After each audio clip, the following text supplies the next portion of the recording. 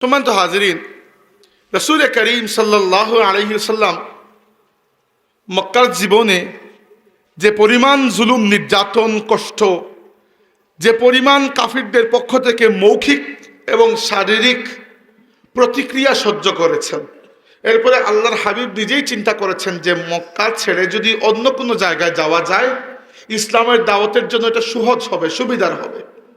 আল্লাহর নবী চেষ্টা করেছেন তায়েফের জমিনে। তায়েফ থেকে তিনি যে রেসপন্স পেয়েছেন ওটা মানব ইতিহাসে বিরল। তায়েফের মানুষ শুধু মৌখিকভাবে অপমান করে নাই, তায়েফের যুবকরা পাথর নিক্ষেপ করে আল্লাহর রসুলের শরীরকে রক্তে জর্জরিত করেছে। এই ছিল তায়েফের রেসপন্স।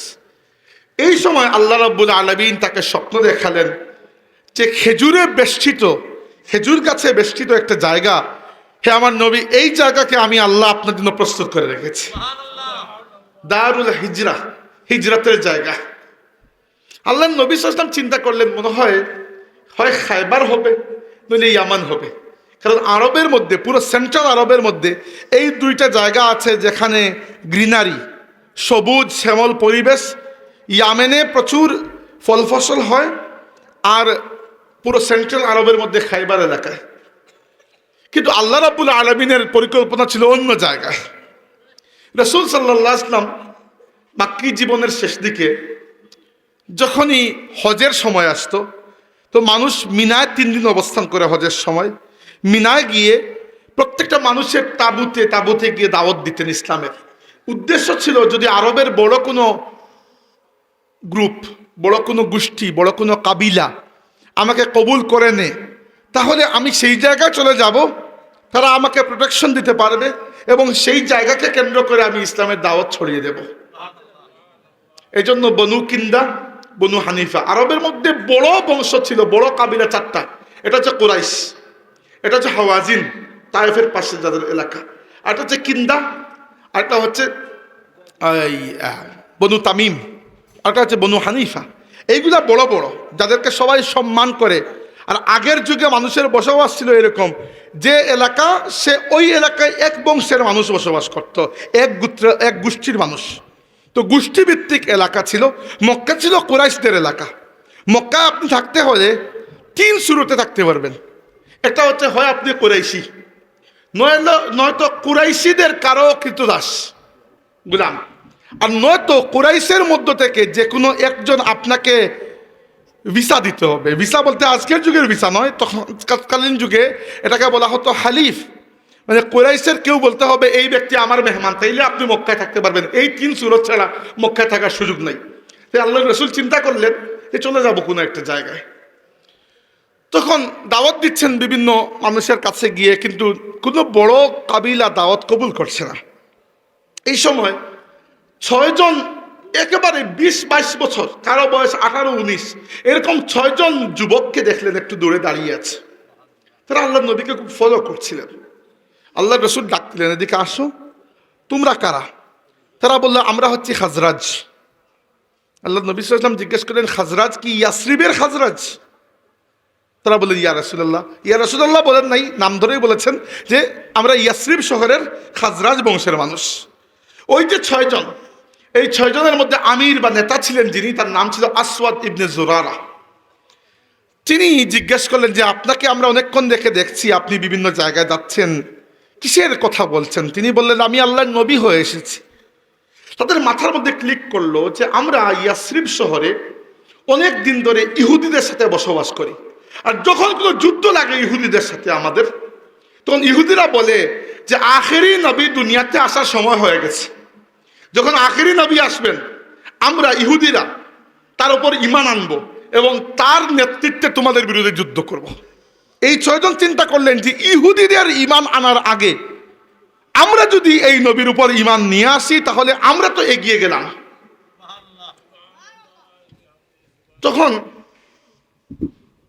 তখন ইহুদিরা আমাদেরকে আর পরাজিত করতে পারবে না। তাই তারা চিন্তা করলেন, এই 6 জন, যে আমাদের মনে হচ্ছে উনি সত্যবাদী, উনি যে কথাগুলো বলছেন এই কথাগুলো ইহুদিরাও আমাদেরকে বলতো, তাদের তাওরাত কিতাবের মধ্যে লেখা আছে। তারা তৎক্ষণাৎ আল্লাহর হাবিবের হাত মুবারকের হাত থেকে ইসলাম কবুল করে ফেললেন। প্রথম ব্যক্তি এই 6 জনের মধ্যে তিনি হচ্ছেন আসওয়াদ ইবনে জুরারা রাদিয়াল্লাহু আনহু। আমরা নামও জানি না। তিনি হচ্ছেন আল্লাহর রাসূলকে মদিনা শরীফে নেওয়ার মূল কৌশলী, মূল কারিগর। আল্লাহর রাসূলের জন্য মদিনাকে তিনিই প্রস্তুত করেছেন, আসওয়াদ ইবনে জুরারা রাদিয়াল্লাহু তাআলা আনহু। তো যাই হোক, রাসূল সাল্লাল্লাহু আলাইহি ওয়াসাল্লাম যখন তাদেরকে ইমানের দাওয়াত দিলেন, তারা কবুল করলেন। তারা বললেন, ইয়া রাসূলুল্লাহ, আমরা তো মদিনায় যাব। মদিনা বলতে তখন নাম ছিল ইয়াসরিব। আচ্ছা, আমরা তো যাব ওই শহরে, আমাদের শহরে ফিরে, কিন্তু আমরা যে মানুষকে ইসলামের দাওয়াত দেব, আমরা তো ইসলাম বিষয়ে কিছু জানি না এখনো। আপনি আপনার সাহাবীদের মধ্য থেকে একজনকে পাঠিয়ে দিন, তিনি গিয়ে আমাদেরকে নামাজ, কোরআন এগুলো শিক্ষা দেবেন। রাসূল সাল্লাল্লাহু আলাইহি ইসলাম তখন মুসআব ইবনে উমাইর রাদিয়াল্লাহু আনহুকে সাথে পাঠিয়ে দিলেন। আর 1 বছর মুসআব ইবনে উমাইর রাদিয়াল্লাহু আনহু ইসলামের দাওয়াত দিয়েছেন তৎকালীন ইয়াসরিব শহরে। 1 বছরে তৎকালীন ইয়াসরিব শহরে প্রত্যেকটা ঘরে ঘরে ইসলাম প্রবেশ করে গেছে। 73 জন মানুষ পরের বছর এসে আল্লাহ নবীর হাত থেকে ইসলাম কবুল করলেন এবং বললেন, ইয়া রাসূলুল্লাহ, আমরা আপনাকে বুক পেতে রক্ষা করব, চলে আসুন আমাদের শহরে। আচ্ছা, তাদের কারণ কি ছিল? দেখেন, আল্লাহ আগে থেকে ব্যবস্থা করেছেন। কি ব্যবস্থা? আল্লাহ সব শহর রেখে যে শহরের নাম ইয়াসরিব, এই শহরকে কেন আল্লাহ নির্বাচন করেছেন? কারণ হচ্ছে পুরো আরবের মধ্যে পানির খুব সংকট, আর মাত্র কয়েকটা এলাকা আছে যে এলাকায় আন্ডার ওয়াটার রিভার আছে, মাটির নিচে দিয়ে পানি প্রবাহিত হয়। এর মধ্যে ইয়াসরিব শহরটা একটা শহর, তৎকালীন যুগের ইয়াসরিব, বারবার বলছি। দ্বিতীয়ত হচ্ছে এই একটা শহর, যে শহরে নানান রকমের মানুষ বসবাস করেন। কারণ মক্কা শরীফে কুরাইশি ছাড়া আর কেউ নাই। কেউ যদি থাকতে হয় কুরাইশি কেউ একজনের বন্ধু হয়ে থাকতে হবে, নিজের পরিচয় থাকতে পারবেন না। মদিনা শরীফে 2টা গোত্র আছে যারা মুশরিক, তৎকালীন যুগের মুশরিক ছিল। এরা কেউই আরবের মুশরিক নয়, এরা এসেছে ইয়ামান থেকে। ইয়ামেনে 200 বছর আগে, আল্লাহ নবীর 200 বছর আগে বড় একটা বন্যা হয়েছিল। তাই ইয়ামেন থেকে 2টা কাবিলা, একটা নাম ছিল আউস, একটা নাম খাজরাজ। এই 2টা কাবিলা ইয়ামেন থেকে এসে তৎকালীন যুগের ইয়াসরিবে বসবাস করছিল।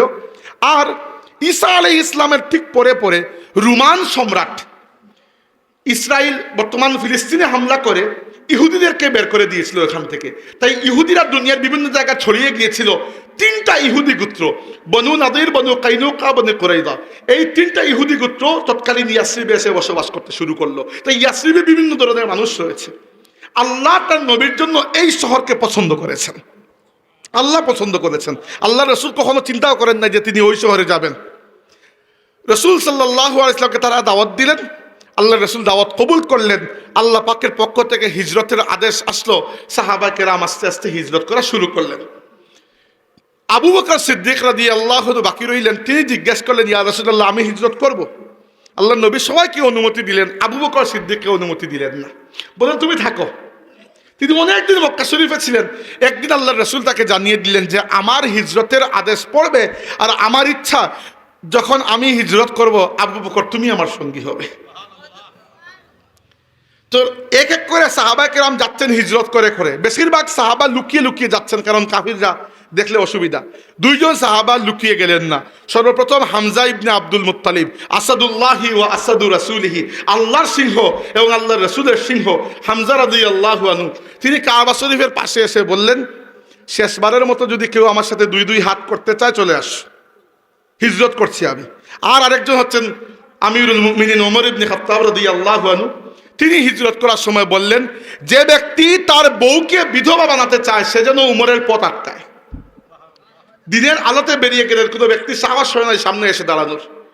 রাসূল সাল্লাল্লাহু আলাইহি ইসলামের উপর দিয়ে তখন বিপদ আস্তে আস্তে আরো ঘন হচ্ছে। মক্কার কুরাইশরা চিন্তা করছে সবাই চলে যাচ্ছে, নবীর সাথে যারা ছিল, নবীও যদি চলে যান। সমস্যা হচ্ছে একটা, এই মানুষটার মধ্যে যে পাওয়ার, তিনি যেখানে যাবেন সেখানে তিনি মানুষকে জমা করে ফেলবেন। তাই কি করতে পারি? তখন তারা বসে পরামর্শ করলো। কেউ বললো বন্দি করব, কেউ বললো না এখান থেকে তাড়িয়ে দিলে আমাদের মাথার ব্যথা শেষ হয়ে গেল, যাক সেখানে যে জায়গায় যাক। ওই জায়গায় স্বয়ং ইবলিস শয়তান এক বৃদ্ধ ব্যক্তির রূপে উপস্থিত হয়ে তাদেরকে বুদ্ধি দিল যে তোমাদের সব চিন্তাগুলো বোগাস, উনাকে ছেড়ে দিও না, আমি বুদ্ধি দিচ্ছি, তোমরা ওনাকে হত্যা করে ফেলো। নাউজুবিল্লাহ। ইবলিসের জন্য সারা দুনিয়ার বুকে তার সবচেয়ে বড় দুশ্মন যদি কেউ থেকে থাকেন, সেই দুশ্মনই তো আল্লাহর হাবিবের সাথে। কারণ সে দুনিয়াতে যে জুলুমাত, যে অন্ধকার ছড়াতে চায়, আল্লাহর রসুলের মাধ্যমে আল্লাহ পাক দুনিয়াতে নূর পয়দা করে দিয়েছেন।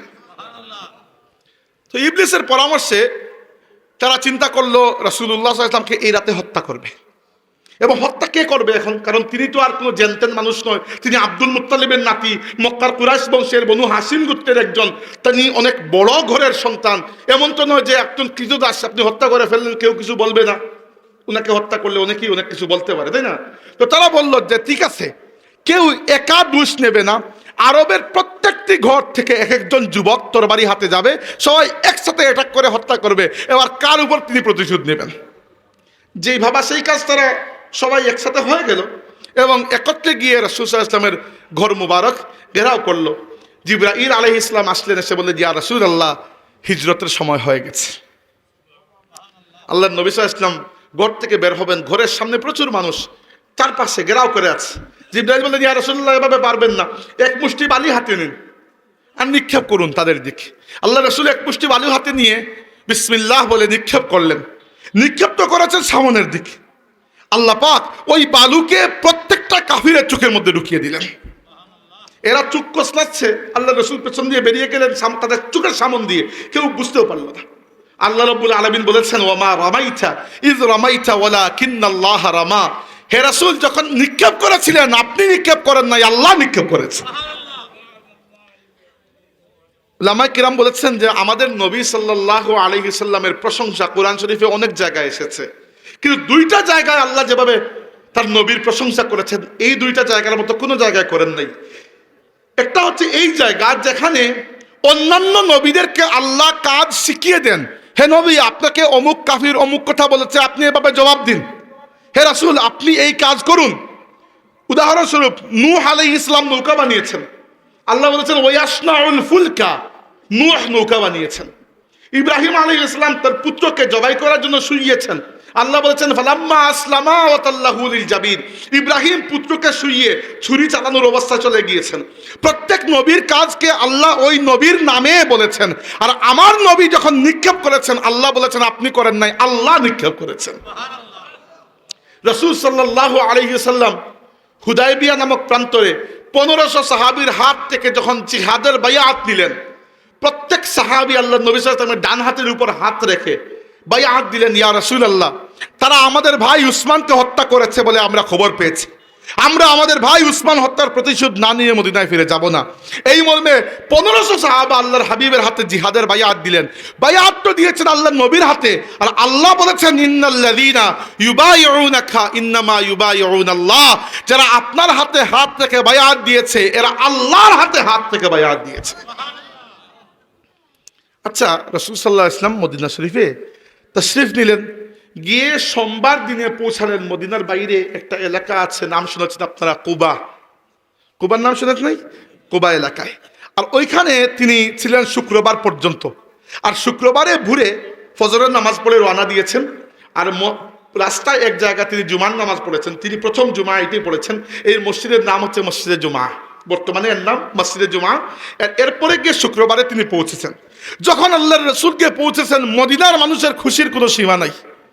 মদিনার মানুষের জন্য এর থেকে বেশি খুশির কোনো উপলক্ষ না এর আগে এসেছিল না এর পরে এসেছে।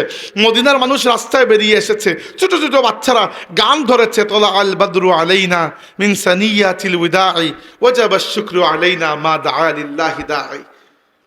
এমনকি রাসূল সাল্লাল্লাহু আলাইহি ওয়াসাল্লামের একটা আত্মীয়তা ছিল মদিনার একটা গোত্রের সাথে, ওই গোত্রের নাম হচ্ছে বানু নাজ্জার।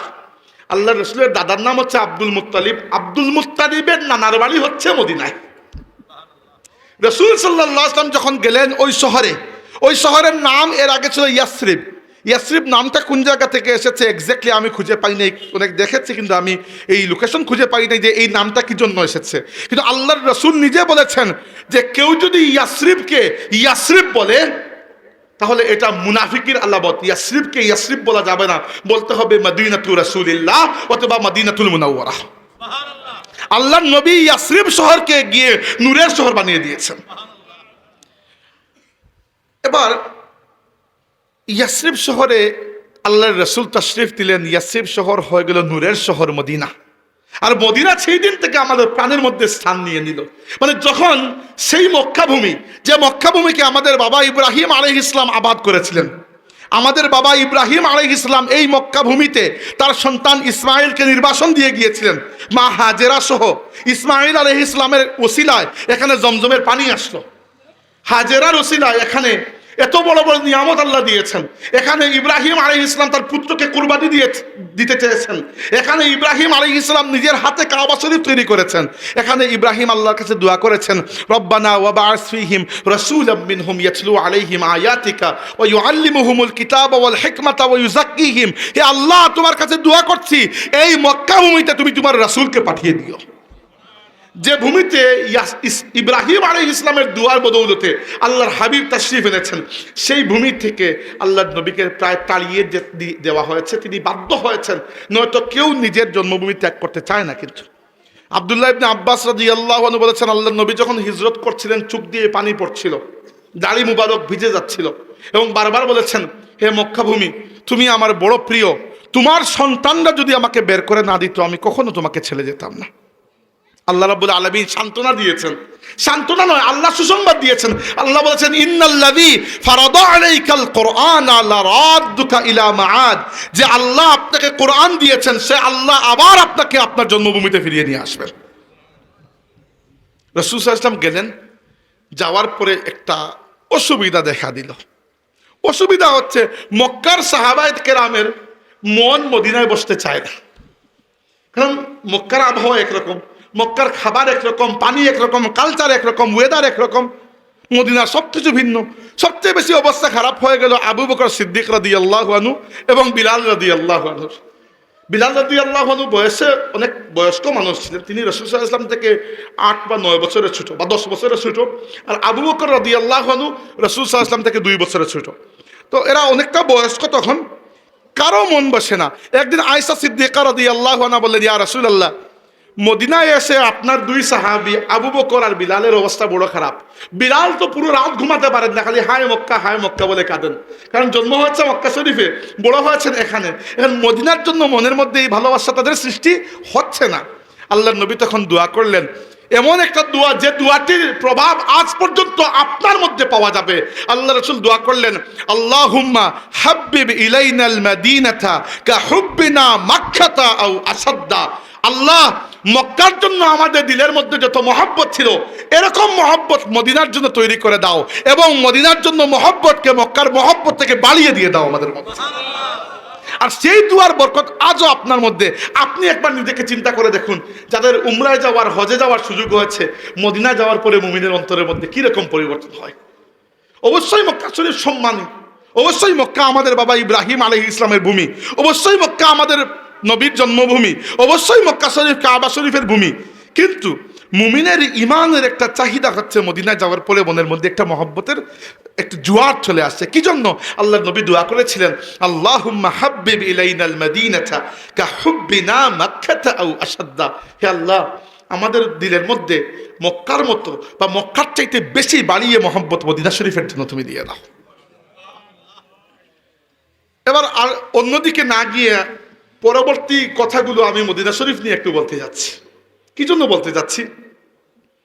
আমরা আসলে দেখেন, এখন ইদানিং হজ উমরা অনেকটা সহজ হয়ে গেছে, বিশেষ করে উমরা। প্রায় মানুষ উমরায় যান, কিন্তু সমস্যা হচ্ছে একেবারে না জেনে মানুষ চলে যান। এমনকি এমন কাফেলাগুলো যায় যে একটা কাফেলায় একজন আলিমও পাওয়া যায় না। এবার না গিয়ে আলিম না থাকার সমস্যা কি? আপনি এমন বরকতময় জায়গায় যাচ্ছেন, কিন্তু আপনাকে যে ওই বরকত ছিনিয়ে দেবে এরকম কোনো মানুষ সাথে নাই। এটা সমস্যা। মদিনায় যাওয়ার পরে আমাদের আদব ঠিক মতো রক্ষা হয় না। অথচ মদিনা শরীফের আদব এমন, মদিনা শরীফের মর্যাদা এমন যে মদিনা শরীফে যে ব্যক্তি যাবে তার জন্য আলাদা এক মানুষ হয়ে যাওয়ার প্রয়োজন হবে। আপনি আজকে বাংলাদেশে বসে যে আব্দুল করিম, আব্দুর রহিম হয়েছেন, মদিনায় গিয়ে ওই ব্যক্তি থাকতে পারবে না। আপনাকে সম্পূর্ণ আলাদা এক ব্যক্তি হয়ে যেতে হবে। এই হচ্ছে মদিনা। যখন নিজের জন্মভূমি আমার নবীকে কবুল করে নাই, তখন মদিনা এবং মদিনার মানুষেরা 2 বাহু বাড়িয়ে আমার নবীকে বুকের মধ্যে আঁকড়ে ধরেছেন। আল্লাহ প্রশংসা করেছেন এই সকল মানুষদের, ওয়াল্লাযীনা তাবাউউদ দারা ওয়াল ঈমানা মিন ক্বাবলিহিম ইউহিব্বুনা মান হাজারা ইলাইহিম, যারা মদিনায় ছিল আগে থেকে, তারা হিজরতকারী মুসলমানদেরকে বড় মহব্বত করে। আল্লাহ এটা স্বীকৃতি দিয়েছেন। মদিনা যাওয়ার পরে আল্লাহ নবী প্রথমে 3টা কাজ করলেন, খুবই গুরুত্বপূর্ণ। প্রথম কাজ হচ্ছে, রাসূল সাল্লাল্লাহু আলাইহি ওয়াসাল্লাম তো তখন মদিনা শরীফে গিয়েছেন মাত্র, যাওয়ার পরে সবাই আল্লাহর নবী সাল্লাল্লাহু আলাইহি ওয়াসাল্লামকে টানে যে ইয়া রাসূলুল্লাহ আপনি আমার ঘরে আসুন, আমার ঘরে আসুন। এবার আল্লাহর নবী যার ঘরে মেহমান হবেন, তো এই সৌভাগ্য তো কেউ ছাড়তে চাইবে না। রাসূল সাল্লাল্লাহু আলাইহি ওয়াসাল্লামের উটের নাম ছিল কাসওয়া। রাসূল সাল্লাল্লাহু আলাইহি ওয়াসাল্লাম বললেন, কাসওয়া আল্লাহর হুকুমের গোলাম, তোমরা তাকে ছেড়ে দাও, নিজে হাঁটুক, কাসওয়া যে জায়গায় গিয়ে বসে পড়বে আমি সেই জায়গায় নেমে যাব। কাসওয়া নামক এই উটনি, রাসূল সাল্লাল্লাহু আলাইহি ওয়াসাল্লামের স্মৃতি বিজড়িত এই উটনি মদিনা শহর চক্কর দিয়ে হেঁটে হেঁটে বনু নাজ্জার কাবিলা যেখানে থাকতেন ওই জায়গায় ঘর ছিল। বনু নাজ্জারের এক সাহাবী, এক ব্যক্তি আবু আইয়ুব আনসারী রাদিয়াল্লাহু আনহু, তার ঘরের সামনে উঠ গিয়ে বসে পড়লেন। রাসূল সাল্লাল্লাহু আলাইহি ওয়াসাল্লাম নামলেন। আবু আইয়ুব আনসারী রাদিয়াল্লাহু আনহুর ঘরে আল্লাহর রাসূল প্রায় 6 থেকে 7 মাস পর্যন্ত মেহমান ছিলেন। এই 6 থেকে 7 মাসের মধ্যে আবু আইয়ুব আনসারী রাদিয়াল্লাহু আনহু যে খেদমত করেছেন, আবু আইয়ুব আনসারী অনেক বড় বড় কাজ করেছেন, কিন্তু আজ পর্যন্ত আমরা তাকে চিনি এই পরিচয়ে যে তিনি আমাদের নবীর মেজবান ছিলেন। তিনি মদিনার মধ্যে মোটামুটি ধনী মানুষ, তার ছিল প্রায় 2তলা ঘর, তৎকালীন যুগে 2তলা ঘর ছিল, কাঠের 2তলা। তো তিনি প্রথমে বললেন, ইয়া রাসূলুল্লাহ আপনি উপরের তলায় থাকুন আর আমি আর আমার স্ত্রী নিচের তলায় থাকবো। আল্লাহ রসুল বলেন, দেখো আবু আইয়ুব, আমার সাথে প্রচুর মানুষ দেখা করতে আসবে এবং তোমার পরিবারকে মারিয়ে উপরে যাবে, নিচে নামবে, এটা তোমার জন্য প্রাইভেসির লঙ্ঘন, তুমি উপরে চলে যাও, আমি নিচে থাকি। আবু আইয়ুব রাদিয়াল্লাহু আনহু উপরে তো চলে গেলেন, কিন্তু সমস্যা হচ্ছে তিনি কোনো অবস্থাতেই নিজের মনকে মানাতে পারেন না যে আমার নবী নিচে শুয়ে থাকবেন আর তার মাথার উপরে উঠে আমি ঘুমিয়ে থাকবো। আবু আইয়ুব আনসারী এবং তার স্ত্রী উম্মে আইয়ুব যতদিন পর্যন্ত রাসূল সাল্লাল্লাহু আলাইহি ওয়াসাল্লাম ছিলেন এখানে, ততদিন পর্যন্ত একটা বারের জন্য ঘরের মধ্যখানে আসেন নাই, হেঁটেছেন ঘরের দেওয়াল ঘেঁষে গেছে, দুজন স্বামী স্ত্রী ঘুমিয়েছেন ঘরের দেওয়াল ঘেঁষে গেছে। 2 প্লেট খাবার তৈরি করেন নাই, 1 থালা খাবার রেডি করতেন তার স্ত্রী এবং তিনি পাঠিয়ে দিতেন উপরে। আল্লাহর রাসূলের সাথে তখন একজন মাত্র স্ত্রী, দ্বিতীয় স্ত্রী, আমাদের নবীর দ্বিতীয় স্ত্রী সাউদা বিনতে জামা রাদিয়াল্লাহু আনহা। তখন খাদিজা রাদিয়াল্লাহু আনহা ইন্তেকাল করেছেন আর আয়েশা রাদিয়াল্লাহু আনহার সাথে আকদ হয়েছে, এখনো রুখসতি হয় নাই, রুখসতি হয়েছে একটু পরে, যখন একজন স্ত্রীর সাথে, তিনি হচ্ছেন সাউদা রাদিয়াল্লাহু আনহা। তো খাবারের তালা পাঠিয়ে দিতেন উপরে, নিচে রাসূল সাল্লাল্লাহু আলাইহি ওয়াসাল্লাম খাওয়ার পরে যে জায়গা থেকে আল্লাহ নবী খেয়েছেন, আবু আইয়ুব এবং উম্মে আইয়ুব ওই জায়গা থেকে খাওয়া শুরু করতেন। একদিন স্বামী স্ত্রী দুজন বসে আছেন উপরে দেওয়াল ঘেঁষে, আর হাতের টাচ লেগে একটা পানির জগ নিচে পড়ে গেছে, মানে ফ্লোরে পড়ে গেছে। আর তৎকালীন যুগের ছাদ তো এরকম পিচ ডালা ছাদ ছিল না, যে সলিড ছাদ, তো ছাদ বেয়ে বেয়ে নিচের দিকে পানি পড়তে শুরু করেছে। তারা বলেন আমাদের পুরো সম্পত্তি ছিল তখন শীতের দিনে একটাই কম্বল, একটাই ব্ল্যাঙ্কেট, আমরা ওই ব্ল্যাঙ্কেট ভিজিয়ে ওই পানিগুলো পরিষ্কার করেছি যেন একটা ফুটা পানি আল্লাহ রাসূলের উপরে না পড়ে। পরের দিন আবু আইয়ুব বললেন, ইয়া রাসূলুল্লাহ উপরে থাকা আমার জন্য আর সম্ভব নয়, আমার আদমে মানে না। আবু আইয়ুব আনসারী নিচে চলে আসলেন, রাসূল সাল্লাল্লাহু আলাইহি ওয়াসাল্লাম উপরে চলে গেলেন। এই হচ্ছে মদিনার আনসাররা, যারা আল্লাহর রাসূলকে মহব্বত করেছেন।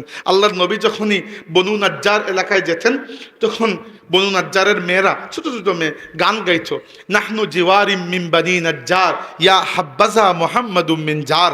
আমরা বনু নাজ্জারের ছোট ছোট মেয়ে, কত খুশির বিষয়, আজ থেকে মুহাম্মদ সাল্লাল্লাহু আলাইহি ওয়াসাল্লাম আমাদের প্রতিবেশী হয়ে গিয়েছেন। আচ্ছা, তো মদিনা মুনাওয়ারার মধ্যে আমাদের যে আদবটা রক্ষা করতে হবে, প্রথমে জানুন মদিনার মধ্যে আছে কি আসলে। মক্কা শরীফে কাবা শরীফ আছে আমরা জানি, মসজিদুল হারাম, যে মসজিদে 1 রাকাত নামাজ পড়লে অন্য জায়গায় 1 লক্ষ রাকাত নামাজের সওয়াব পাওয়া যায়, 1 লক্ষ রাকাত। দ্বিতীয়ত মক্কা শরীফে জমজমের পানি আছে, মাকাম ইব্রাহিম, এমনকি কাবা শরীফের সাথেও তো জড়িত অনেক কিছু, যেমন হাজারে আসওয়াদ পাথর। এছাড়া কাবা শরীফের দরজা এবং হাজারে আসওয়াদের মধ্যখানে এই যে ছোট্ট একটা জায়গা, ওই জায়গাকে মুলতাজাম বলা হয়। ওই জায়গায় হাত দিয়ে আল্লাহ নবী দোয়া করতেন এবং ওইখানে দাঁড়িয়ে যদি কেউ দোয়া করে, ওই দোয়া কখনো আল্লাহ ফিরিয়ে দেন না। এখানে পরীক্ষিত আমার নিজের জীবনেও, আমি আর বেশি বলতে চাচ্ছি না, কারণ ওই জায়গার বরকত, আমার নবী ওই জায়গায় দাঁড়িয়ে দোয়া করেছেন। কাবা শরীফের দরজাও দোয়া কবুলের একটা জায়গা। এছাড়া জমজমের কূপ আপনারা জানেন, মাকাম ইব্রাহিম, সাফা মারওয়া, অনেক কিছু, আরফা, মুজদালিফা, মিনা, সবই হচ্ছে মক্কার আশেপাশে। মদিনা তৈয়বা কি আছে? অনেকে মনে করে মদিনা শরীফে মনে হয় শুধুমাত্র রাসূল সাল্লাল্লাহু আলাইহি ওয়াসাল্লামের রওজা শরীফ, আর কিছু নাই। না, মদিনা শরীফে অসংখ্য অগণিত জিনিস আছে, আমরা আসলে না পড়ে চলে যাই, গিয়ে আসলে কিছুই দেখি না। এজন্য আমার অভ্যাস হচ্ছে, যতবার আল্লাহ নিয়েছেন 3-4 বার হবে বা বেশি হবে হয়তো, প্রত্যেকবার আমি আগে থেকে নোট করে যেতাম কোন জায়গায় যাব, কি কি দেখব। গত রমজান মাস, পুরো রমজান আমি মক্কা শরীফে, মদিনা শরীফে ছিলাম। তো আমি, আমার ফ্যামিলি, আমার মা, আমার ভাই, তো আমি আর আমার ভাই আগে থেকে নোট করে গিয়েছি। তো আমরা প্রত্যেকটি জায়গায় আলহামদুলিল্লাহ গিয়েছি। তো আপনারাও যাবেন। এই মদিনা শুধু একটা শহর নয়, মদিনা হচ্ছে ইসলামের ঘর, ইসলামের বাড়ি, ইসলাম এখানে বড় হয়েছে। মক্কা শরীফের অনেক মর্যাদা, অস্বীকার করছি না, নাউজুবিল্লাহ, মক্কা আমাদের কিবলা, কিন্তু মক্কা শরীফ ইসলামকে সেভাবে জায়গা দিতে পারে নাই তার সন্তানদের কারণে। মদিনা তাইয়্যিবা তার সন্তানদের কারণে ইসলামকে যেরকম ঘর বানিয়ে দিয়েছে। আল্লাহ রাসূল মসজিদে নববী শরীফ বানিয়েছেন মদিনা তাইয়্যিবায়। প্রথমে জানুন, মক্কা শরীফ হচ্ছে হারাম শরীফ, জানেন তো? একইভাবে মদিনা তাইয়্যিবাও হারাম শরীফ। হারাম শরীফ মানে কি? হারাম হচ্ছে এমন এলাকা, যে এলাকায় অন্য জায়গায় যে হালাল কাজগুলো আপনি করতে পারেন, এই জায়গার এত সম্মান যে এই জায়গায় এই হালাল কাজও করা আপনার জন্য হারাম হয়ে যাবে, এই জায়গার সম্মানের জন্য। উদাহরণস্বরূপ, আপনি মক্কা শরীফ বা মদিনা শরীফের মধ্যে কোনো অনর্থক গাছ বৃক্ষ কাটা, শিকার করা, মারামারি করা, চিল্লা চিৎকার করা, ঝগড়া করা, যেগুলো এমনিতে এত বড় কোনো গুনার কাজ নয়, হারাম শরীফের ভেতরে ওইগুলা করা হারাম। আল্লাহ নবী সাল্লাল্লাহু আলাইহি ওয়াসাল্লাম আল্লাহর কাছে বলেছেন, আল্লাহুম্মা ইন্না ইব্রাহিমা হাররামা মাক্কাতা ফাজআলাহা হারামান। আল্লাহ, তোমার বন্ধু ইব্রাহিম আলাইহিস সালাম মক্কা মুকাররমাকে বাউন্ডারি দিয়ে হারাম শরীফ ঘোষণা করেছিলেন, তাই মক্কা হারাম শরীফ হয়ে গেছে। ওয়া ইন্নী হাররামতুল মাদিনাতা, আর আমি আমার মদিনাকে হারাম শরীফ ঘোষণা করলাম। আল্লাহ, এই যে মদিনা শরীফ হারাম শরীফ, হারাম শরীফ মানে কি? মানে হচ্ছে ওইখানে যাওয়ার পরে চিৎকার চেঁচামেচি, ওইখানে যাওয়ার পরে ঝগড়াঝাটি। বাংলাদেশি মানুষ প্রায় সময় দেখা যায় ওইখানে যাওয়ার পরে খাওয়ার জন্য ঝগড়া। 2 দিন আপনাকে যদি একটু কম খেতে হয়, এত তো কোনো মুসিবতের বিষয় না। ওইখানে গিয়ে কিচ্ছু জানেন না এমন। আর আরেকটা কথা, যারা হজ করার নিয়ত আছে এবং হজের তৌফিক আছে, আমার অনুরোধ হচ্ছে যুবক বয়সে হজটা সেরে ফেলেন। হজ অনেক কঠিন কাজ, হজের জন্য অনেক শারীরিক পরিশ্রমের দরকার হয়। আমার হজ ফরজ হওয়ার পরই আলহামদুলিল্লাহ আমি করে ফেলেছি, যখন 2005 সালে। এবং আমার দাদা সাহেব তখন বেঁচে ছিলেন, ফুলতুল সাহেব রহমতুল্লাহ আলাইহি, এবং আমি কনফার্ম হওয়ার জন্য তাকে জিজ্ঞেস করেছি যে আমার কি হজ হয়ে গেছে? তিনি বলেছেন তোমার হজ হয়ে গেছে। তো হজ, এজন্য আমি বলছি যে হজ অনেক কঠিন বিষয়। হজের যে মূল 5 দিন, 8, 9, 10, 11, 12 বা 13 সহ ধরতে পারেন, জিলহজ মাসের এই 5টা দিন, এই দিনগুলোতে অনেক বেশি কাজ করতে হয়, শারীরিক শক্তি ছাড়া এগুলো সম্ভব হয় না। আর আমি গিয়ে দেখি বাংলাদেশ, পাকিস্তান, ইন্ডিয়া থেকে যান শুধুমাত্র একেবারেই দাড়ি পাকা, দাঁত পড়া মুরব্বী চাচারা। এমনকি যাওয়ার পরে সমস্যা হয়, একে তো এই ব্যাপারে কোনো কিছু জেনে যান না, দ্বিতীয়ত হচ্ছে প্রায় সময় হারিয়ে যান, কারণ আরবি বা ইংরেজি কিছুই জানেন না। আর তৃতীয়ত হচ্ছে সবচেয়ে বড় সমস্যা, যদি সব কিছু জানেন শরীর মানে না আসলে, কারণ ওইখানে তো ভিড়। এজন্য আমার একটা পরামর্শ হচ্ছে, হজে যাওয়ার সময় যুবক বয়সে যাবেন, এবং মনে রাখবেন বারবার যদি আপনি উমরা করেন, এই উমরার মাধ্যমে আপনার হজ আদায় হবে না। হজ আপনার আলাদা ফরজ, উমরা ফরজ নয়, উমরা সুন্নত। আমরা অধিক হারে উমরা করার সুযোগ পাচ্ছি, এখন সৌদি সরকারও সুযোগ দিয়েছে আমাদেরকে, তাই আমরা অনেক উমরা করি, হজের দিকে খেয়াল করি না। না, আপনি সারা জীবনও যদি উমরা করেন, হজের ফরজ আদায় হবে না। হজ আপনার উপর ফরজ, উমরা আপনার জন্য সুন্নত। উমরা না করলে নাই, সারা জীবনে যদি একটা না করেন কিছু করার নাই, সুন্নত আদায় হয় নাই। কিন্তু হজ যদি সামর্থ্য থাকার পরও না করেন, এটা ফরজ আপনার উপর রয়ে গেল, ওটা নিয়ে আপনি কবরে চলে গেলেন, আপনার উপর আল্লাহর হক কিন্তু রয়ে গেছে। আল্লাহ বলেছেন যে ইন্না আউওয়ালা বাইতিন মুদিআ লিন-নাসি লাল্লাযী বিবাক্কাতা মুবারাকান ওয়া হুদাল লিল আলামিন। আল্লাহ পাক মানব জাতির ইবাদতের জন্য প্রথম ঘর তৈরি করেছেন মক্কা মুকাররমায়, যেটা পুরো মানব জাতির জন্য হিদায়াত। ওয়ালিল্লাহি আলান নাসি হিজ্জুল বাইতি মান ইসতাতা ইলাইহি সাবিলা। যার সামর্থ্য আছে, প্রত্যেকটা সামর্থ্যবান মুসলমানের উপর আল্লাহর হক হচ্ছে সে আল্লাহর ঘর গিয়ে তাওয়াফ করবে। অতএব দয়া করে যারা নিয়ত করেন, আমি অনুরোধ করছি আগে থেকে নিয়ত করে ফেলেন। বিয়ে শাদী করার পরে স্ত্রীকে নিয়ে চলে গেলেন, যদি আল্লাহ তৌফিক দেন, বা এর করে বৃদ্ধ বয়স পর্যন্ত অপেক্ষা করবেন না যে ঠিক আছে বুড়া হয়ে যায়, হজ করে এসে দাঁড়িয়ে রেখে নামাজ শুরু করে দেবো, এই টাইপের চিন্তা ভাবনা করবেন না। মানুষ হুট করে মারা যায় অ্যাক্সিডেন্ট করে, তখন দেখা যাবে না তাওবা করার সুযোগ পেয়েছেন, না নামাজ হয়েছে, না হজ হয়েছে, না দাঁড়িয়ে হয়েছে, কিছুই হয় নাই। আচ্ছা, মদিনা শরীফে যাওয়ার পরে এটা খেয়াল রাখবেন, মদিনা শরীফকে আল্লাহর রাসূল নিজে হারাম শরীফ ঘোষণা করেছেন, এবং এর যে আদব, এর যে ইজ্জত সর্বাবস্থায় আমরা রক্ষা করতে বাধ্য। দ্বিতীয়ত আল্লাহর নবী সাল্লাল্লাহু আলাইহি ওয়াসাল্লাম বলেছেন, আল মাদিনাতু হারামুন মিন বাইনি ঈরিন ইলা সাউর। মদিনার দুই পাশে দুইটা পাহাড় আছে, এক পাশের পাহাড়ের নাম হচ্ছে ঈর, এক পাশের পাহাড়ের নাম হচ্ছে সাউর। আল্লাহ নবী বলেছেন ঈর পাহাড় থেকে শুরু করে সাউর পাহাড় পর্যন্ত এই পুরো এলাকাকে আমি হারাম শরীফ ঘোষণা করলাম। ফামান আহদাসা ফিহা হাদাসান আও আওয়া মুহদিসান ফাআলাইহি লানাতুল্লাহি ওয়াল মালাইকাতি ওয়ান নাসি আজমাইন লা ইউকবালু মিনহু ইয়াউমাল কিয়ামাতি সরফুন ওয়ালা আদলুন। যে ব্যক্তি এই দুই পাহাড়ের মধ্যে যে হারাম শরীফ, এই হারাম শরীফের মধ্যে ইচ্ছাকৃত কোনো দুর্ঘটনা, কোনো বিশৃঙ্খলা করবে, ফাআলাইহি লানাতুল্লাহ, তার উপর আল্লাহর লানত বর্ষিত হবে, ওয়াল মালাইকা ওয়ান নাস, সমস্ত ফেরেশতাদের, সমস্ত মানুষের, লা ইউকবালু মিনহু ইয়াউমাল কিয়ামাতি সরফান ওয়ালা আদলা, কিয়ামতের ময়দানে ওই ব্যক্তির কোনো ফরজ ইবাদত কবুল করা হবে না, কোনো নফল ইবাদত কবুল করা হবে না। বলি আউযু বিল্লাহ।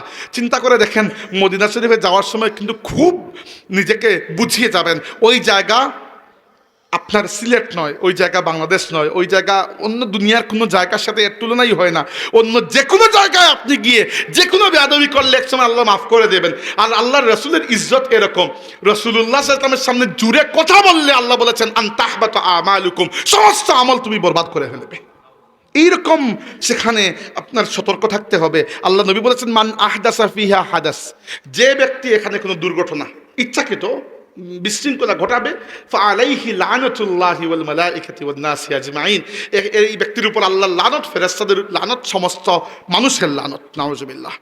তাইলে মদিনা শরীফে সতর্ক থাকতে হবে।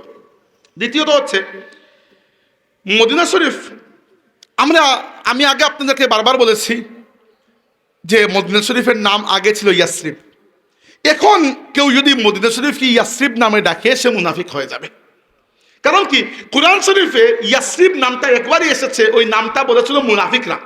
যখন খন্দকের যুদ্ধের সময় সাহাবায়ে কেরাম বিপদে পড়েছেন, মুনাফিকরা বলেছিল ইয়া আহলা ইয়াসরিব লা মুকাম লাকুম ফারজিউ।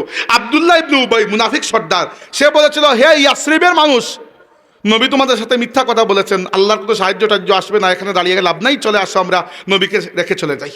একজন মুমিন মুসলমান তার সাথে যায় নাই।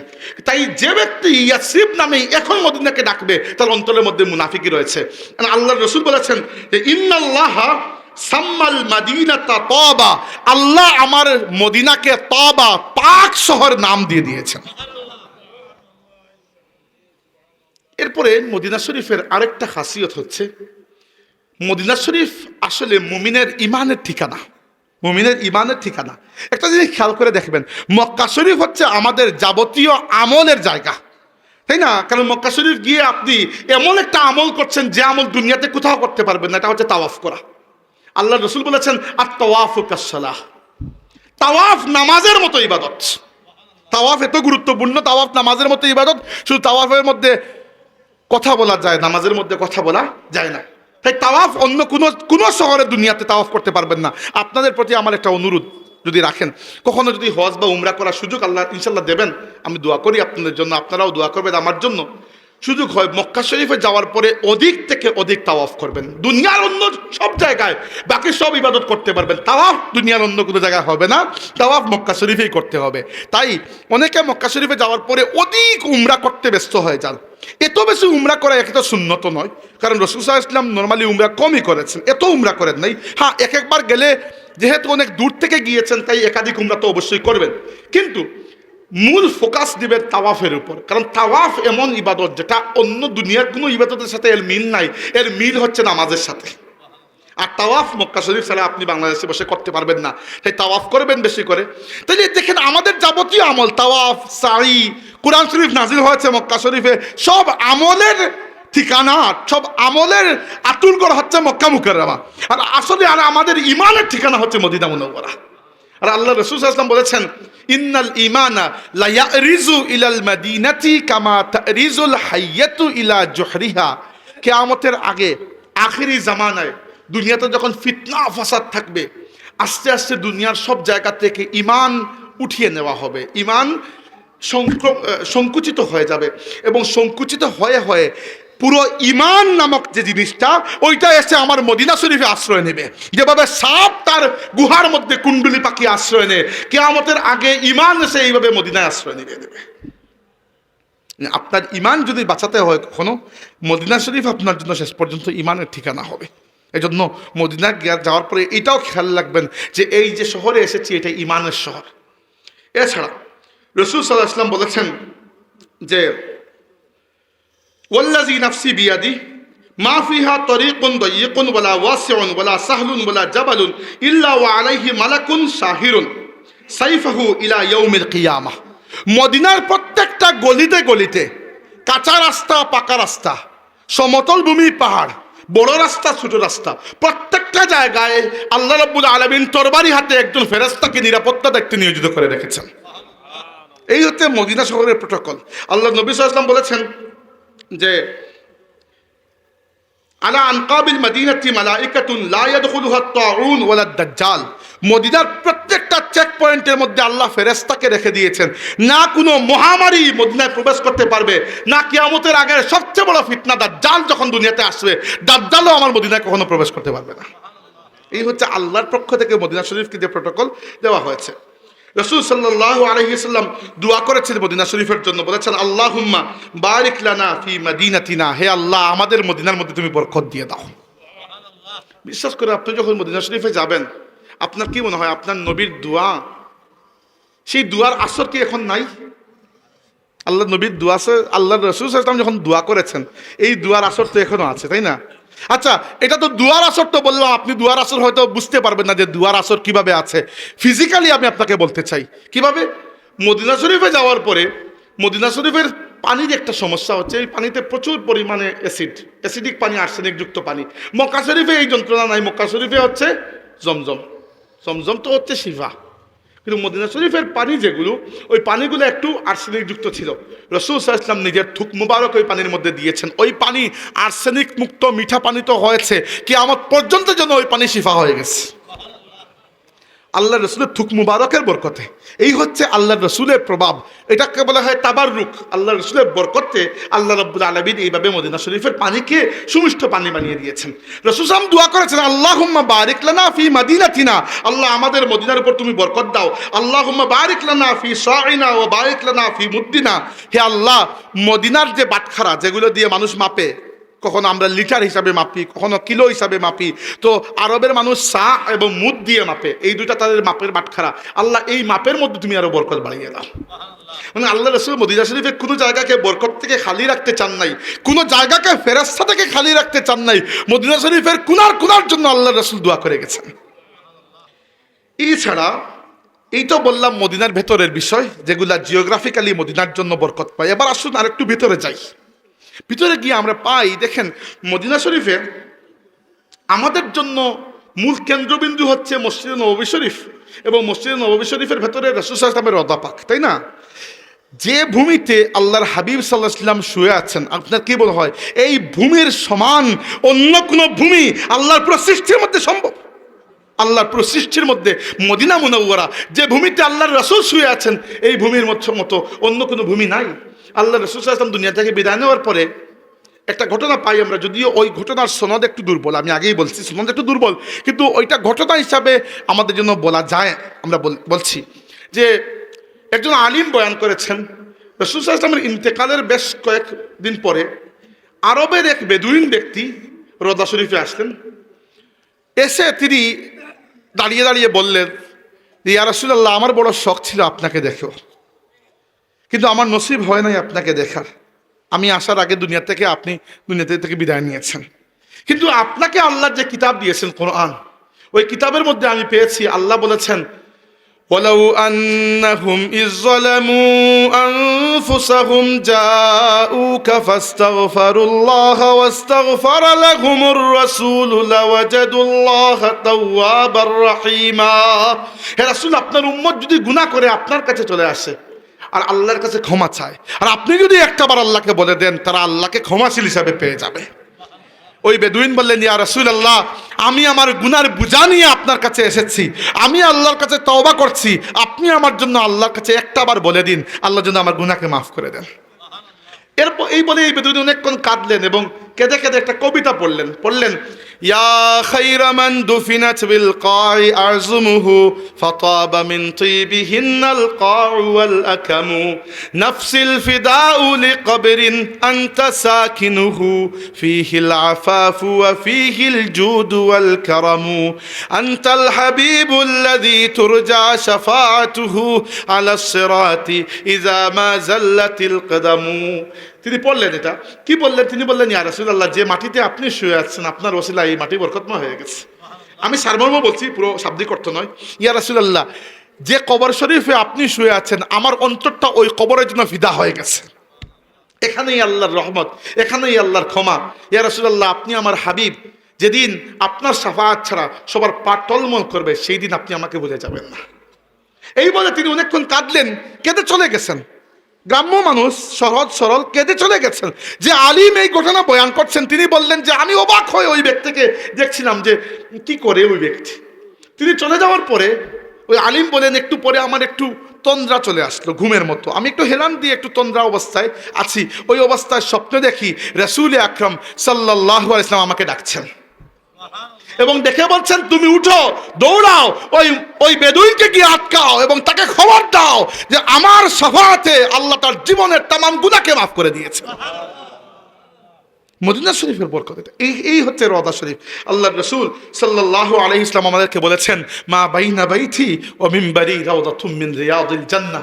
আমার ঘর থেকে আমার মিম্বর পর্যন্ত যে জায়গা, এই জায়গা হচ্ছে জান্নাতের বাগান সমূহের মধ্যে একটা বাগান। এবং এই যে হাদিস সহিহ বুখারীতে রয়েছে, ইমাম বুখারী রাহমাতুল্লাহি আলাইহি এই হাদিসের উপরে নিজে অধ্যায়ের নাম লিখেছেন যে আল্লাহর রাসূলের কবর শরীফ থেকে মিম্বর পর্যন্ত জান্নাতের বাগান। কারণ কি, রাসূল সাল্লাল্লাহু আলাইহি ওয়াসাল্লাম যে ঘরে ইন্তেকাল করেছেন ওই ঘরেই আল্লাহর রাসূলের রওজা শরীফ, মানে কবর শরীফ। তাইলে ওই রওজা শরীফের সীমানা হচ্ছে আল্লাহর রাসূলের কবর শরীফের শেষ মাথা থেকে মিম্বর শরীফ পর্যন্ত। ওই জায়গা হচ্ছে ফিজিক্যালি দুনিয়াতে আল্লাহর জান্নাতের বাগান সমূহের মধ্যে একটা বাগান। মদিনা শরীফে গেলে অবশ্যই ওই জায়গায় 2 রাকাত নামাজ আদায় করবেন। তবে এখন তারা একটু কঠিন করে ফেলেছে অ্যাপ সিস্টেম। অনেকেই হয়তো আমাদের মুরব্বী যারা এত কিছু বুঝবেন না, সাথে যুবকদেরকে নিয়ে যাবেন, একটা সিম কিনতে হবে, নিজের মোবাইলে ঢুকালে তাদেরকে একটা অ্যাপ আছে, অনলাইন অ্যাপ্লিকেশন, ওখানে ওই অ্যাপের নাম রাওদা না কি জানি ভুলে গেছিলাম। তো ওই অ্যাপের মাধ্যমে তারা আপনাকে টাইম দেয়, কারণ হচ্ছে সবাই যদি গিয়ে ঠেলাঠালি করেন তো দেখা যায় মানুষ আহত হয়ে যায়। তো তারা আপনাকে টাইম দেবে যে আপনার টাইম আগামী 2 দিন পরে এই সময় থেকে ওই সময় পর্যন্ত, এর আগে গিয়ে আপনি দাঁড়িয়ে থাকবেন, তারা আপনাকে চেক করে ভেতরে ঢুকাবে। তবে খুব বেশি সময় দেয় না, 10-15 মিনিট দে, বেশি কিছু করার দরকার নাই। শুধুমাত্র দুনিয়াতে জান্নাতের একটা এক্সপিরিয়েন্স করে 2 রাকাত নামাজ আদায় করে সালাত সালাম পেশ করে চলে আসবেন। এমনিতে জিয়ারত আপনি করতে পারেন প্রত্যেক দিন, জিয়ারতের জন্য তারা আটকায় না, কিন্তু রাওদাতুম মিন রিয়াদিল জান্নাহ যেটা, ওই রাওদাতুম মিন রিয়াদিল জান্নাহ যাওয়ার জন্য এখন অনেক নিয়ম কানুন। আমরা যখন প্রথমে গিয়েছিলাম, আমি 2000 সালেও গিয়েছি, 2005 সালেও গিয়েছি, 2016 সালেও গিয়েছি, তখন নিয়মকানুন ছিল না। ওই যে করোনা ভাইরাসের পর থেকে তারা অনেক নিয়মকানুন চেঞ্জ করে ফেলেছে। তাই মনে রাখবেন ওইটা, যে আপনার অ্যাপ ছাড়া আপনি কিন্তু রাওদাতুম মিন রিয়াদিল জান্নাহ এখনো ঢুকতে পারবেন না। তাহলে যদি যান ওমরা বা হজে, প্রথমেই হজের সময় কি নিয়ম জানি না, হজের সময় হয়তো নিয়ম আর একটু কঠিন হয়ে যায় কারণ মানুষ বেশি। উমরার সময় এই অ্যাপ্লিকেশনের মাধ্যমে আপনাকে আবেদন করতে হবে এবং আপনাকে তারা টাইম দেবে, এই টাইমের মধ্যে আপনি জিয়ারত করতে পারবেন, মানে রাওদাতুম মিন রিয়াদিল জান্নাহর ভেতরে ঢুকতে পারবেন। আমার সৌভাগ্য, আমি এমন সময় পেয়েছিলাম যখন তারাবির সময় আমি ভেতরে ঢুকে গেছি। এরপরে পুলিশকে জিজ্ঞেস করেছি কী করবো, পুলিশ বলছে ঠিক আছে আসছো যখন তারাবি শেষ করে যা। আমি পুরো তারাবি ওইখানেই শুরু করেছিলাম এই গত রমাদান মাসে। তো যাই হোক, যদি বলছিলাম আপনাদেরকে মাঝে মধ্যে ব্যক্তিগত এক্সপিরিয়েন্সও বলি আমি, যদি বলছিলাম যে আল্লাহ তাবারাকা ওয়া তাআলা এই জায়গাটিকে কত কবুল করেছেন। দেখেন, আমার নবী সাল্লাল্লাহু আলাইহি ওয়াসাল্লাম যখন মদিনা শরীফে এসেছেন, নিজের জন্য একটা ঘর নাই, ছিলেন আবু আইয়ুব আনসারীর ঘরে। আমার নবী নিজের ঘর প্রথমে বানান নাই, প্রথমে আল্লাহর ঘর বানিয়েছেন মসজিদে নববী, এরপরে নিজের ঘর বানিয়েছেন। নিজের ঘর একটা নয়, একাধিক, কারণ দুইজন স্ত্রী ছিলেন তখন, সাউদা বিনতে জামা রাদিয়াল্লাহু আনহা এবং আয়েশা বিনতে আবু বকর সিদ্দিক রাদিয়াল্লাহু আনহা। এরপরে আল্লাহর নবী সাল্লাল্লাহু আলাইহি ওয়াসাল্লাম আরও 2 বছরের মধ্যে হাফসা রাদিয়াল্লাহু আনহাকেও বিয়ে করেছেন, যায়নাব বিনতে খুজাইমা রাদিয়াল্লাহু আনহাকেও বিয়ে করেছেন, অন্যান্য স্ত্রীদেরকে বিয়ে করেছেন। তো ওই জায়গাটি পুরো আল্লাহর রাসূল সাল্লাল্লাহু আলাইহি ওয়াসাল্লামের বর্তমান রওজা শরীফের কমপ্লেক্সের মধ্যে ঢুকে গেছে। আপনারা মদিনা শরীফ গেলে দেখবেন কিবলার থেকে একটু উত্তর দিকে, মদিনা শরীফ থেকে কিবলা দক্ষিণ দিকে, আমাদের এখান থেকে কিবলা পশ্চিম দিকে, মদিনা শরীফ থেকে কিবলা দক্ষিণ দিকে, কারণ মদিনা শরীফ মক্কা মুকাররমা থেকে উত্তর দিকে, তাই ওখান থেকে কিবলা উল্টা দক্ষিণ দিকে। তাইলে আপনি কিবলার থেকে উত্তর দিকে একটা জায়গা দেখবেন আপনি, যে জায়গাটা সবুজ জালি দেওয়া, ওই জায়গার জালির শেষ মাথা থেকে রওজা শরীফ শুরু হয়, আর রাসূল সাল্লাল্লাহু আলাইহি ওয়াসাল্লামের মিম্বর শরীফ যেখানে বর্তমানে ইমাম সাহেবরা দাঁড়িয়ে খুতবা দেন, এরপরে গিয়ে ওই পুরো বিশাল একটা জায়গা, ওই পুরো জায়গার নাম হচ্ছে রাউদাতুম মিন রিয়াদিল জান্নাহ। রওজা শরীফের মধ্যে অনেক কিছু আছে। রওজা শরীফের মধ্যে আল্লাহ নবী সাল্লাল্লাহু আলাইহি ওয়াসাল্লামের মিম্বরও আছে, রওজা শরীফের মধ্যে ফাতিমা রাদিয়াল্লাহু আনহার ঘরও আছে, রওজা শরীফের মধ্যে আয়েশা সিদ্দিকার ঘরও আছে, যে ঘরে আল্লাহ রাসূলের কবর শরীফ। তো এই হচ্ছে রওজা শরীফ। রাসূল সাল্লাল্লাহু আলাইহি ওয়াসাল্লাম যখন ইন্তেকাল করলেন, তখন সাহাবীদের মধ্যে একটা কথাবার্তা, যে আল্লাহ রাসূলকে আমরা দাফন করব কোন জায়গায়? কেউ বললেন চলো আমরা মক্কা শরীফ নিয়ে যাই, কাবা শরীফের পাশে দাফন করব। কেউ বললেন না, বেশিরভাগ নবী রাসূলদের কবর হচ্ছে বাইতুল মাকদিস, জেরুজালেম, মসজিদে আকসার পাশে, আমরা ওখানে নিয়ে যাব। এত দূরে আপনি নেবেন কেমনি? 700-800 কিলোমিটার দূরে। আচ্ছা, কেউ বললেন জান্নাতুল বাকি কবরস্থান, মদিনা শরীফের কেন্দ্রীয় কবরস্থান।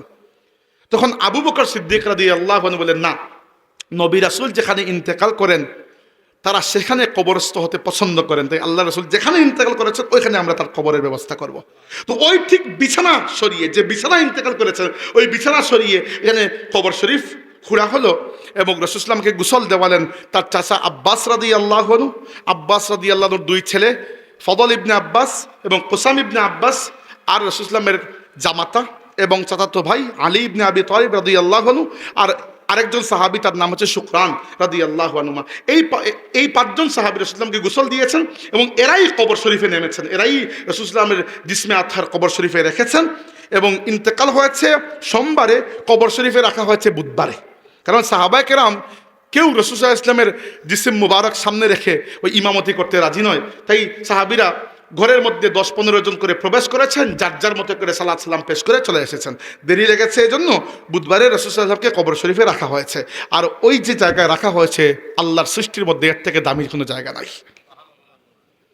আপনি মদিনা শরীফে যাওয়ার পরে ওই জায়গায় যখন এই কবর শরীফ আপনি দেখতে পারবেন না, কারণ উমর ইবনে আব্দুল আজিজ রাহমাতুল্লাহ আলাইহির নাম শুনেছেন, তিনি রাসূল সাল্লাল্লাহু আলাইহি ওয়াসাল্লামের কবর শরীফের চারপাশে একটা দেওয়াল তুলে দিয়েছেন। আমি মদিনা শরীফের ইতিহাস বললে আবার 2 ঘন্টা লেগে যাবে, কারণ আমার সময় মাত্র 10-12 মিনিট আছে। আচ্ছা, আমি ইতিহাস বলছি না, কিন্তু এখন আপনি আর রাসূল সাল্লাল্লাহু আলাইহি ওয়াসাল্লামের কবর শরীফ দেখার কোনো সুযোগ নাই।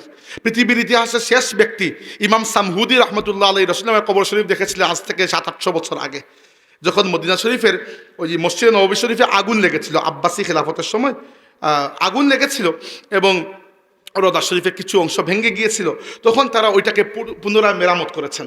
তখন শেষ ব্যক্তি হিসাবে রাসূল সাল্লাল্লাহু আলাইহি ওয়াসাল্লামের কবর শরীফের ওই যে আয়েশা রাদিয়াল্লাহু আনহার ঘর, ওই ঘরের 4 দেওয়ালের মধ্যে পৃথিবীর শেষ ব্যক্তি হিসাবে প্রবেশ করেছেন তৎকালীন যুগের যিনি মুসলমানদের সবচেয়ে বড় আলিম ছিলেন, ইমাম সামহুদি, তিনি। এবং তিনি বলেছেন, এবং তার নিজের একটা কিতাব আছে লেখা, একটা বই, আল ওয়াফা উল ওয়াফা, এই বই পড়ে দেখবেন, আপনার চোখে পানি চলে আসবে। তিনি বলেছেন যে যখন ভেতরে গেলাম, আমি ভেতরে গিয়ে কবর শরীফ চেনা যায় না আসলে, কারণ হচ্ছে অনেক দিন পর্যন্ত মাটির একটু নিচের দিকে চলে গেছে, একটু ভেজা ভেজা, লালটে একটু মাটি, 3টা কবর শরীফের চিহ্ন এখানে, একজন রাসূল সাল্লাল্লাহু আলাইহি ওয়াসাল্লামের কবর শরীফ, একটা আবু বকর সিদ্দিক রাদিয়াল্লাহু আনহু কবর শরীফ, একটা হচ্ছে ওমর ইবনে খাত্তাব রাদিয়াল্লাহু আনহু কবর শরীফ।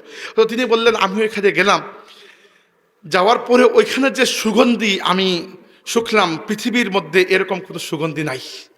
অবশ্যই আপনি কি চিন্তা করেন, ওইখানে কি আল্লাহর পক্ষ থেকে সুগন্ধি আসবে না? অবশ্যই, এটা তো জান্নাতের সুগন্ধি, এর কাছে কিছুই না। তিনি বললেন, আমি আর তো কোনো কাজ করি নাই, আমি শুধু দেওয়ালের সাথে পিঠ লাগিয়ে দাঁড়িয়েছি যেন আমার পা সামনে না আগায়, আর আমি দুনিয়াতে যা কিছু পারি, যা দুয়া দুরুদ আমার মুখস্থ ছিল। তিনি আমার আপনার মতো নয়, তিনি শাইখুল ইসলাম ছিলেন তৎকালীন যুগের। তিনি বলেছেন, যা সালাত সালাম আমি জানি সবই পড়েছি, এবং তিনি সেই সৌভাগ্যবান ব্যক্তি। এরপরে ওই মানে ওই যে 4 দেওয়াল, ওইটার কোনো আর দরজা নাই, ওখানে কেউ প্রবেশ করতে পারে না। এরপরে আছে রেক্টাঙ্গেল শেপের একটা দেওয়াল, এরপরে ওই দেওয়ালের উপরে বর্তমানে গিলাফ চড়ানো হয়, ওই গিলাফটা 10 বছর পরে পরে পরিবর্তন করা হয়। আর এরপরে আছে জালি মুবারক, যে জালির পাশে আমরা দাঁড়াই।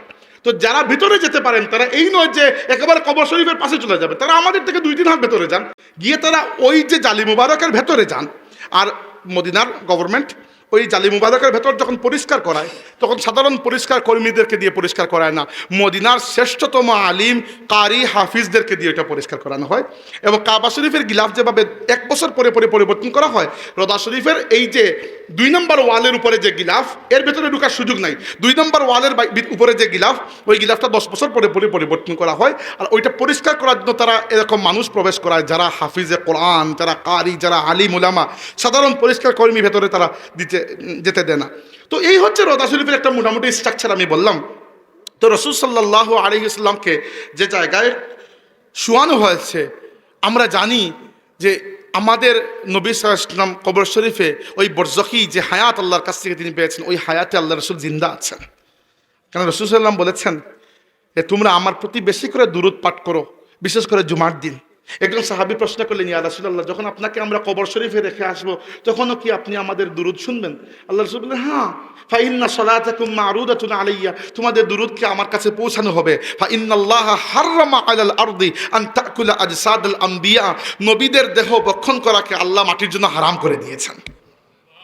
আল আম্বিয়া আহইয়াউন ফি কুবুরিহিম ইউসাল্লুন, নবী রাসূলগণ কবরে জীবিত অবস্থায় থাকেন, নামাজ আদায় করেন। কিভাবে করেন ওইটা আমরা জানি না। ওই হায়াত দুনিয়াবি হায়াতের মতো নয়, এর থেকে উত্তম। ওটাকে বরজখী হায়াত, দুনিয়াবি হায়াত থেকে উত্তম।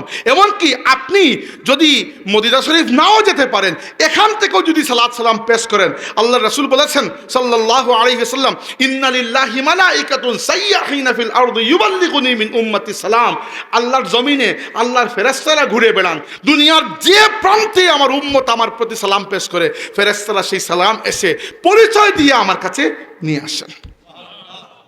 আর রওজা শরীফের সামনে গিয়ে যখন কেউ সালাম দেয়, আল্লাহ রাসূল বলেছেন, মা মিন আহাদিন ইউসাল্লিমু আলাইয়া ইল্লা রাদ্দাল্লাহু আলাইয়া রূহি হাত্তা আরুদ্দা আলাইহিস সালাম, যখন কেউ সালাম দেয় আমাকে সরাসরি এখানে এসে, যখন আল্লাহ আমাকে মুতাওয়াজ্জা করেন তার দিকে, পরিচয় দেন এবং আমি তার সালামের জবাব দিয়ে দিই।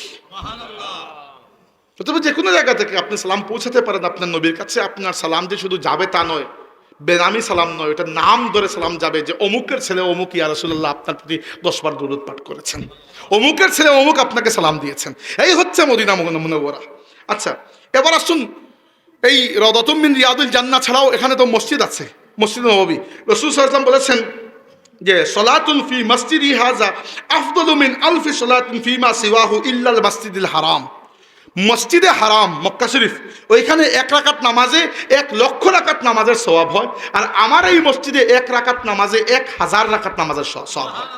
মানে তার মানে টপ হচ্ছে মসজিদে হারাম মক্কা শরীফ সওয়াবের দিক থেকে, আর 2 নম্বরে হচ্ছে মসজিদে নববী শরীফ, যেটা রাসূল সাল্লাল্লাহু আলাইহি ওয়াসাল্লামের নিজের মসজিদ। আচ্ছা, এছাড়াও মসজিদে নববী ছাড়াও এখানে মসজিদে কুবা রয়েছে, যে কুবায় আল্লাহর রাসূল প্রথমে গিয়ে মদিনা শরীফে উঠেছিলেন। রাসূল সাল্লাল্লাহু আলাইহি ওয়াসাল্লাম বলেছেন যে মান খারাজা হাত্তা ইয়াতি হাযাল মসজিদা কুবা ফাসাল্লি ফিহি কানা লাহু ইল্লা উমরা। যে ব্যক্তি নামাজের নিয়তে, নামাজ পড়ার নিয়তে কুবার মসজিদে যায় এবং গিয়ে ওখানে 2 রাকাত নামাজ আদায় করে, আল্লাহ পাক তাকে একটা উমরার সওয়াব দান করেন। তার মানে আপনার দেখার জায়গার মধ্যে একটা হচ্ছে মসজিদে কুবা। এছাড়া আপনি কি দেখতে পারেন জাবালে উহুদ।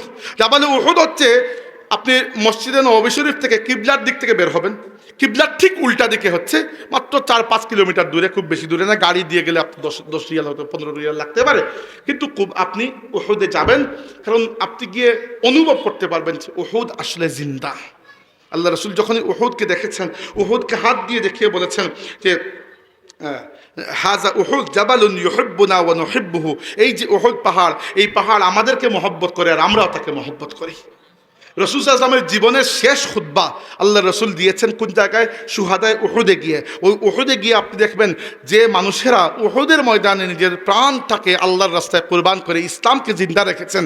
সেই হামজা ইবনে আব্দুল মুত্তালিব রাদিয়াল্লাহু আনহু, আব্দুল্লাহ ইবনে জাহাশ রাদিয়াল্লাহু আনহু, মুসাব ইবনে উমাইর রাদিয়াল্লাহু আনহু, এদের কবর শরীফ হচ্ছে এই উহুদের ময়দানে, আর এরা শুহাদা, আর আল্লাহ বলছেন শহীদরা কবরে জিন্দা অবস্থায় আছে। তাই এইখানে গিয়ে সালাত সালাম পেশ করা একটা বড় আপনার জন্য কাজ, সালাম পেশ করা। কারণ রাসূল সাল্লাল্লাহু আলাইহি ওয়াসাল্লাম প্রায় সময় উহুদে যেতেন, জিয়ারত করতেন। তাই আপনারা উহুদে যেতে পারেন। রাসূল সাল্লাল্লাহু আলাইহি ওয়াসাল্লাম এই উহুদ পাহাড়কে বলেছেন এই পাহাড় আমাদেরকে মহব্বত করে, আর আমরা ওই পাহাড়কে মহব্বত করি। এছাড়া মদিনা শরীফে গেলে আপনি আরও অনেক কিছু করতে পারেন, কিন্তু সব কিছুর শেষ যেটা সেটা হচ্ছে রওজা শরীফ। এটা বলে শেষ করছি, রাসূল সাল্লাল্লাহু আলাইহি ওয়াসাল্লামের রওজা শরীফ। এখন রওজা শরীফের কথা মনে রাখবেন একটা কথা, যে আপনি যখন রওজা শরীফের সামনে গিয়ে দাঁড়াবেন, আল্লাহর কসম করে বলছি, রাসূল সাল্লাল্লাহু আলাইহি ওয়াসাল্লাম আপনার সামনে বসে থাকলে যে পরিমাণ আদব আপনার দেখানোর কথা, এক্স্যাক্টলি একই পরিমাণ আদব রওজা শরীফে আপনাকে দেখাতে হবে। কোনো অবস্থাতেই একটাকে একটু কম করা যাবে না, মনে রাখবেন এই জিনিসটা।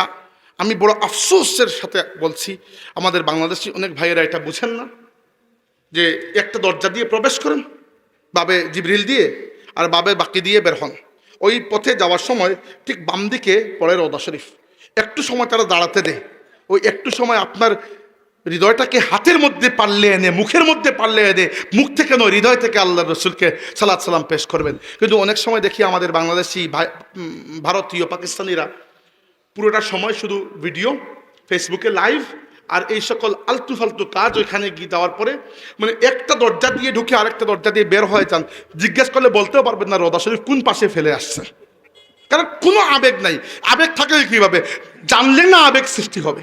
আপনি যদি জানেন না যে ওইখানে যিনি শুয়ে আছেন আল্লাহর পুরো সৃষ্টির মধ্যে, এর থেকে সম্মানী আর কেউ নাই।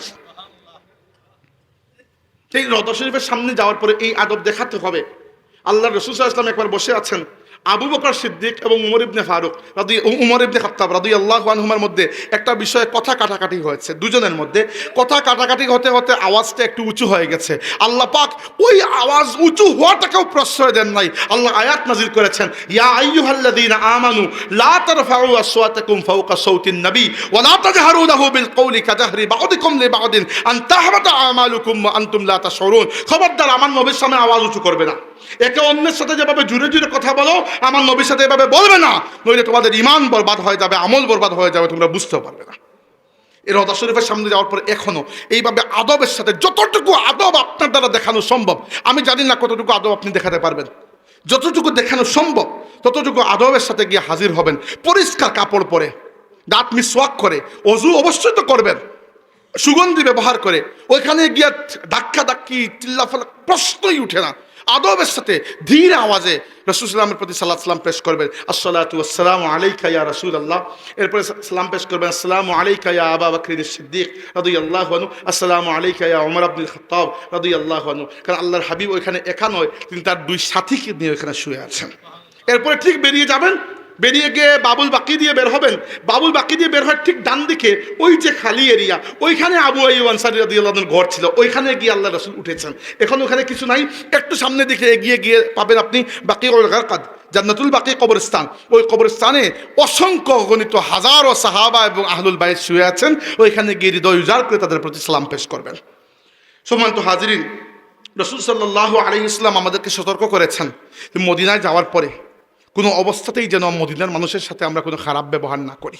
কোনো অবস্থাতে যা ইচ্ছা আপনার সাথে করুক। আল্লাহ রাসূল বলেছেন, মান আরাদা আহলাল মাদিনাতা বিসুইন আযাবাহুল্লাহু কামা ইয়াযুবুল মিলহু ফিল মা। যে ব্যক্তি মদিনার মানুষের সাথে খারাপ ব্যবহার করার ইচ্ছা করে, খারাপ ব্যবহার করা লাগবে না, মান আরাদা, যে ইরাদা করে মদিনার মানুষের সাথে খারাপ আচরণ করার ইরাদা করে, আযাবাহুল্লাহু কামা ইয়াযুবুল মিলহু ফিল মা, আল্লাহ তাকে জাহান্নামের মধ্যে এভাবে গলিয়ে দেবেন যেভাবে লবণ পানির মধ্যে পড়ে গলে যায়। তাই কোনো অবস্থাতেই আমি আপনাদের কাছে হাত জোড় করে অনুরোধ করছি, আমাদের দেশি ভাইয়েরা অনেক সময় বুঝেন না, কোনো অবস্থাতে আপনাকে মদিনা শরীফে একটা পায়ে হুচট খেয়েছেন, বাস্তুব, আল্লাহ রাসূল সাল্লাল্লাহু আলাইহি ওয়াসাল্লাম বলেছেন যে লা ইয়াসবিরু আহাদুন আলা লাওয়াইহা ফায়ামুত ইল্লা কুনতু লাহু শাফিআন আও শাহীদান ইয়াউমাল কিয়ামাতি ইযা কানা মুসলিমান। যদি কোনো মুসলমান মদিনায় এসে কোনো আঘাত পায় আর ওই আঘাতে সে মারা যায়, মদিনায় এসে কোনো আঘাত পায় বা অ্যাক্সিডেন্ট মারা যায়, আমি কিয়ামতের ময়দানে আমার ওই উম্মতের জন্য আল্লাহর কাছে শাহাদত দেব। সাক্ষী দেবো আল্লাহর কাছে যে আল্লাহ এইটা আমার উম্মত ছিল। রাসূল সাল্লাল্লাহু আলাইহি ওয়াসাল্লাম বলেছেন যে মান ইসতাতা মিনকুম আন ইয়ামুতা বিল মাদিনাতি ফালইয়াফআল ফাইন্নী আশহাদু লিমান মাতা বিহা। তোমাদের মধ্যে যাদের তৌফিক হয় মদিনায় মৃত্যুবরণ করার, যদি এরকম সুযোগ করতে পারো যে মদিনায় মারা যাবো, মানে জীবনের শেষ মুহূর্ত চলে আসছে, আপনি বললেন না আমি মদিনার বাইরে আর যাবো না, যদি সুযোগ হয় ফালইয়ামুত বিহা, সে যদি মদিনায় মারা যায়। কি জন্য? যে ব্যক্তি মদিনায় মারা যাবে আমি কিয়ামতের দিন তার জন্য আল্লাহর কাছে শাফাআত করব।